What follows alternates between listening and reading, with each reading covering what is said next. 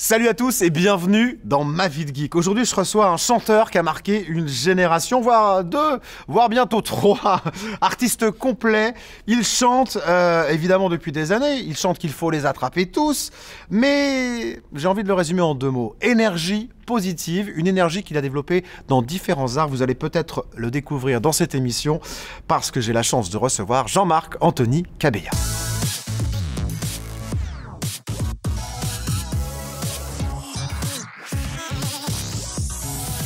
Bonjour Jean-Marc. Bonjour, comment tu vas? Eh ben ça va super, je suis très heureux d'être avec toi aujourd'hui pour Ma Vie de Geek.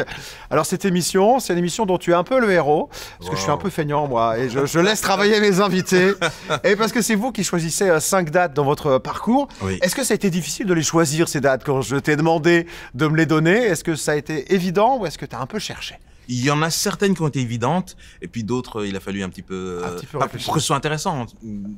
Puis j'avais beaucoup de choix. Eh ben oui, c'est ça. Je reçois des gens et des artistes qui ont beaucoup de longues carrières derrière eux, qui ont fait beaucoup de choses. Donc il faut choisir, mais c'est ça qui est rigolo. C'est un peu le jeu. Ah, on est des gamers, on est des geeks, donc on a envie de jouer.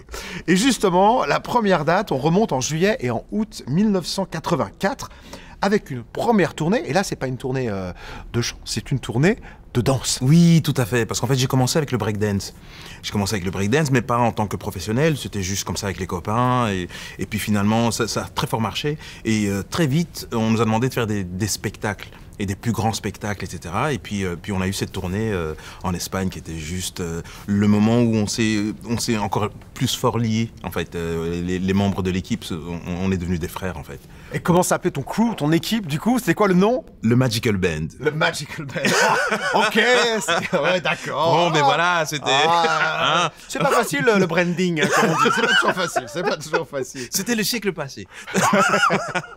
Comment s'est passée cette première tournée? Quel souvenir tu en gardes de ces premiers pas de professionnel, du coup? Puisque oui, tu dis que t'étais amateur, mais vous avez basculé de l'autre côté. Tout à fait. Mais c'était super intéressant parce que tout était à apprendre, en fait. Et donc, ça a été des leçons de chaque instant. Chaque instant, on apprenait à devenir beaucoup plus professionnel. On faisait des erreurs qu'il fallait corriger. Et j'ai appris, mais énormément. Est-ce que c'était chouette d'apprendre en n'étant pas tout seul, justement, sur scène, en étant avec une équipe, justement, parce que tu en parles? Est-ce que ça, c'était bien, de grandir avec d'autres gens? Ah, mais c'est ça qui était terrible, c'est qu'on grandissait ensemble, et en fait, on grandissait en observant les autres, en subissant, on va dire, les histoires, et c'était vraiment, ça a été vraiment une histoire de groupe, en fait. Le groupe a grandi et chaque individu dans le groupe a grandi grâce au groupe et grâce aux énergies et aux expériences. Bon, je parlais d'énergie positive tout à l'heure en te définissant au début de cette émission. Malgré tout, sur la deuxième date, on est en juin 1994. Et là, c'est le down, c'est la descente, professionnellement parlant. Et là, peut-être certains vont découvrir, tu étais infirmier à cette époque. Qu'est-ce qui s'est passé ce 20 juin 1994 ? Mais en fait, j'ai adoré apprendre le métier d'infirmier. C'était prendre en charge globalement un patient.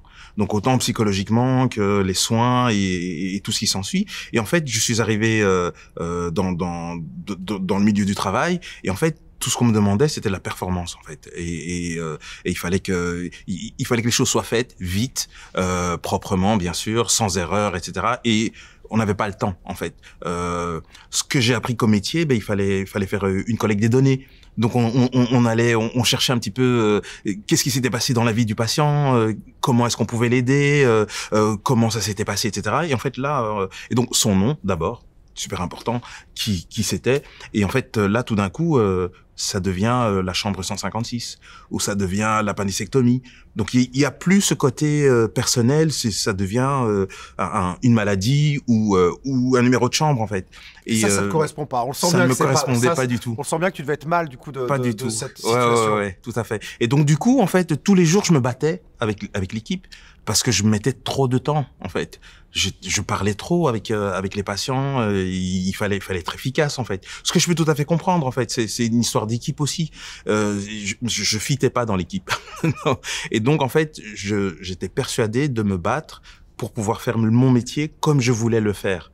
Et ce jour-là, en fait, ça a été le gros drame parce que je me suis vu passer dans le miroir et je me suis rendu compte qu'en fait, petit à petit, je devenais comme tout le monde, en fait. Et que aussi, par exemple, un bête détail, pour faire une toilette, on nous avait appris 2 gants de toilette. un gantelette pour le dessus et un autre pour le dessous. Normal. Et en fait, on n'a pas le temps. On prend un gantelette, on savonne, on rince, on retourne, on savonne, on rince. Enfin, c'est horrible. Mais c'est comme ça que ça fonctionne. Et je me suis rendu compte que petit à petit, je devenais comme ça, en fait, malgré moi. Et ce jour-là, le feu que j'avais pour ce métier a disparu.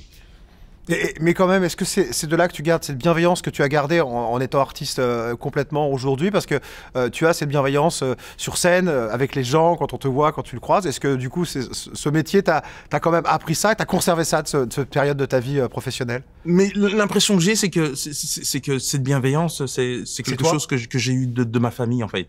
De la famille. Et c'est pour ça que j'ai choisi ce métier. Et c'est pour ça que je l'ai aimé, que j'ai aimé l'apprendre. Et que, du coup, ben, j'ai pas pu rester. Eh ben oui, à l'inverse, mais tu es pas le seul. Tu es pas le seul. Oui, on sait que c'est un métier difficile et moi j'ai envie de saluer les infirmiers. Tout à fait. C'est peut-être bête de le dire, ça fait peut-être standard, mais il faut le dire, il faut les remercier parce que c'est de plus en plus dur. C'est de plus en plus dur. On a du mal à en avoir en France parce qu'en Belgique, j'imagine, ça doit être compliqué aussi.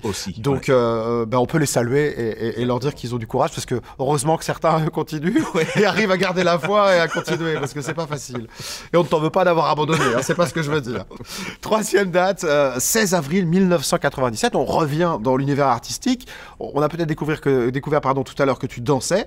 Là, on va parler de One Night in New York. Et là, c'est une comédie musicale. On a la danse et le chant qui vient se rajouter. Alors, c'est quoi cette expérience? Mais cette expérience, c'est juste pour revenir au fait de la date précédente où toutes mes forces pour le métier me quittent. Du coup, parce que quand j'ai commencé mes études, j'avais arrêté de danser la danse parce que je me disais que les deux c'était pas possible. Et donc j'adorais ce métier, donc j'étais dedans. Et puis là, tout est parti. Et c'est la danse qui est venue me rechercher, en fait. Le métier artistique est venu me rechercher. Mes copains m'ont dit, ouais, mais allez, reviens, et tout. Et donc, je suis revenu. Et j'ai pris des cours de chant aussi, des cours de claquettes, etc. Et puis, très peu de temps après, je suis rentré dans une compagnie qui s'appelait DBS, et on a monté cette comédie musicale. Et j'étais le centre de la comédie musicale, le fil rouge, on va dire. Et ça a été une expérience, mais c'était tout ce que j'aimais, en fait. Je dansais, je chantais, je faisais la comédie. Enfin, c'était une vraie école, là, pour le coup, là. C'est ouais. absolu. Enfin, je pense qu'on le dit de manière générale dans le milieu artistique, la comédie musicale, c'est vraiment une école incroyable parce que si tu as réussi à tout faire en même temps, a priori, après, tu peux arriver à danser ou à chanter. Quand on te demande de faire qu'un seul truc, c'est pas mal. C'est quoi le meilleur moment que tu garderais de cette expérience, de cette comédie musicale? Vous jouiez où, cette comédie musicale? Mais d'abord, on avait loué une salle.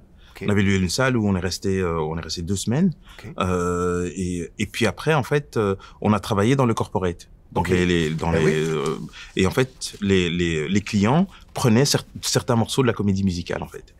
Et donc, ils voulaient tel tableau ou tel autre tableau, etc. Et on le faisait devant les gens et c'était juste génial. Une belle époque. Ouais. La date suivante nous amène le 12 novembre 2016 et c'est la date de la première convention où tu es invité. Alors, c'est la 4e date, on parle de première convention, mais bien sûr, si les conventions t'ont appelé, si ça t'est rendu possible, on est obligé d'en parler. C'est évidemment avec le succès du générique et des génériques, bien sûr, après de Pokémon. Comment tu es arrivé dans cette aventure, Jean-Marc, parce que je crois que c'est presque un peu par hasard, en fait. Oui, en fait, j'avais déjà fait des génériques, mais en fait, je travaillais dans un studio où on faisait des génériques, on faisait un peu de pub, je faisais un peu de doublage aussi, je faisais aussi des chœurs pour les artistes, etc. Et donc, plutôt que d'être payé, en fait, parce que je préparais mon album personnel, j'avais des crédits d'heures. Pour pouvoir continuer mon album. Et en fait, ce jour-là, il me restait 1 heure de crédit et j'avais encore pour 6 heures de boulot. Et donc, j'étais un peu dans le rush et il y a une personne qui rentre dans mon petit studio où je travaillais, etc. Et en fait, en général, il y a personne qui rentre parce qu'il y a une petite lumière rouge qui dit qu'on travaille et il y a juste le patron qui rentre parce que la lumière peut être rouge, verte, jaune. Il s'en fout, lui, il rentre. Et on voit et on sent que c'est le patron, etc. Et là, il rentre.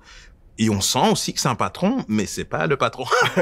mais je sens bien que c'est quelqu'un d'important. Et donc, je le mets pas dehors tout de suite, etc.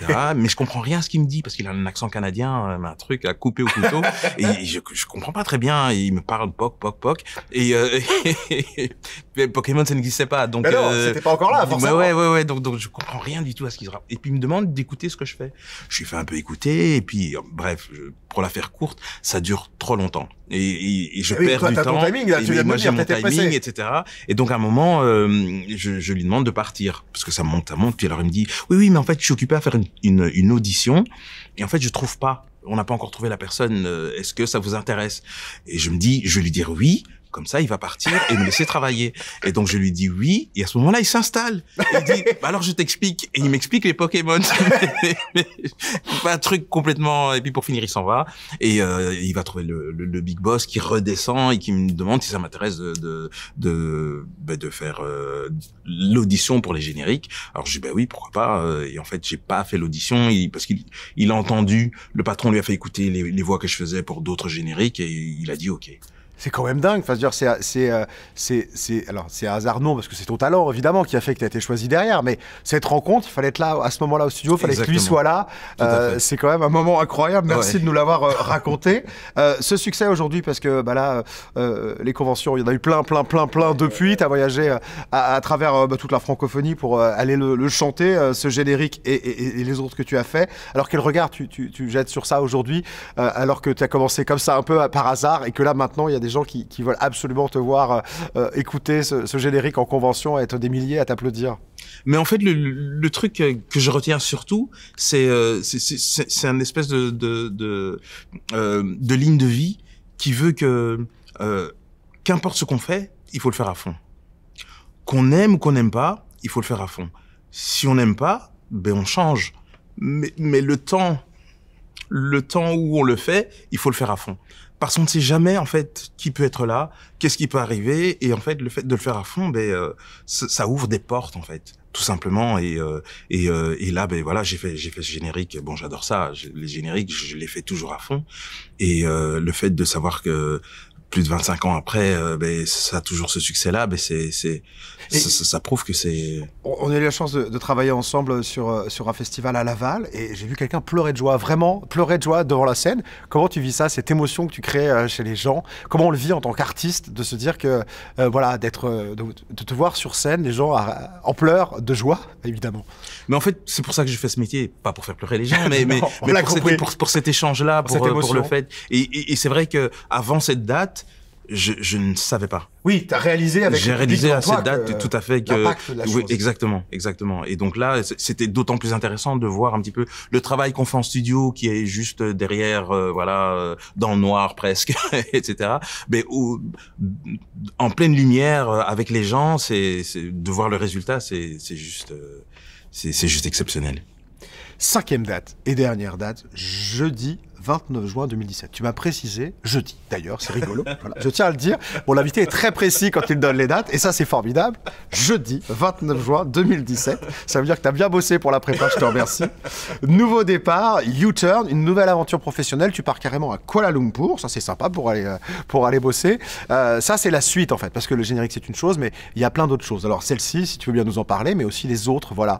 Qu'est-ce que tu fais aujourd'hui en dehors de tous ces génériques et de cette expérience-là particulièrement quand même? Mais en fait, je travaille dans un groupe qui s'appelle Midnight Avenue, et en fait, on travaille beaucoup pour les corporates, les défilés de mode, ça c'est un groupe de cover en fait, on est 17 de base, et voilà, on fait la fête en fait, on fait la fête pour les gens, etc. et c'est super gai. Et en fait, là, à cette époque, je partais à Kuala Lumpur pour 3 mois. Ok. 3 mois, on avait un contrat dans un hôtel. Et en fait, c'était juste que je donnais beaucoup de cours. Je donnais des cours de chant, je donnais des cours de danse et du coaching aussi. Et en fait, je faisais beaucoup moins de scènes en fait, parce que j'ai eu des enfants et j'avais décidé de mettre un petit peu la pédale douce sur tout ce qui était scène pour être à la maison, etc., etc. Les enfants grandissaient et en fait, je me rendais compte qu'en fait dans ma vie, en fait, il me manquait. J'étais plus, on va dire, complet. Je me vidais et il y avait rien qui me remplissait, en fait. Et en fait, je suis parti parce que j'avais besoin de me retrouver, d'être loin. Paradoxalement, c'était partir loin pour se retrouver. Ouais. Et ça a été un peu l'aventure en fait, dans le sens où je savais pas ce que j'allais voir, ce que j'allais rencontrer, qu'est-ce qui allait se passer. La seule chose que je savais, c'est qu'il fallait que je parte. Et que je suis parti et ça m'a fait beaucoup de bien en fait. Et heureusement, tu es revenu quand même nous voir pour qu'on puisse oui, t'avoir oui, en oui, concert oui, un peu partout en France et en Belgique. oui. Merci Jean-Marc d'avoir Avec partagé grand ces plaisir. moments avec nous. Je pense que on a découvert toi, tu nous as donné un peu de nous, voilà, et d'intimité. Alors merci pour ça, de l'avoir partagé avec nous. On te retrouve bien sûr dans plein de conventions en France, en Belgique, et donc on est toujours très ravis de t'avoir sur scène. Et je peux vous dire, puisque j'ai le plaisir, on est en partenariat avec le Festival Geek Live, de t'avoir à plusieurs reprises, que tu es vraiment un invité hors, vraiment absolument adorable. Et merci. Merci beaucoup. Merci pour ça, parce que pour le public, c'est vraiment formidable. Merci à tous d'avoir suivi cette émission. Nous, on se retrouve bien sûr très très bientôt pour un nouveau numéro de Ma Vie de Geek. Ciao!